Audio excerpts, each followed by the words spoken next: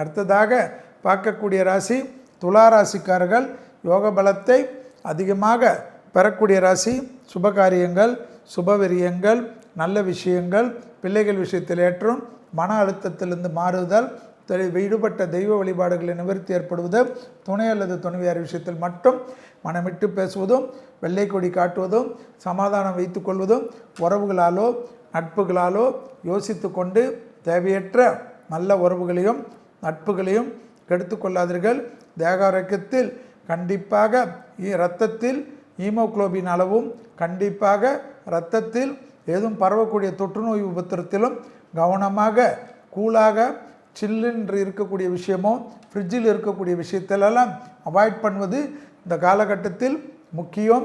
வாய் வழியாக பல்லு தொண்டை வழியாக பரவக்கூடிய நோய்கள் தான் அதிகமாக ஏற்படுத்தக்கூடிய காலகட்டம்.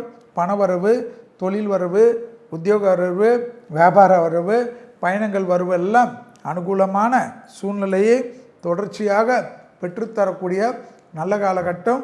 ஏற்றத்தின் அளவு பன்மடங்காக உயரக்கூடிய அமைப்பு என்பதை ஞாபகத்தில் வைத்து கொள்ளுங்கள்.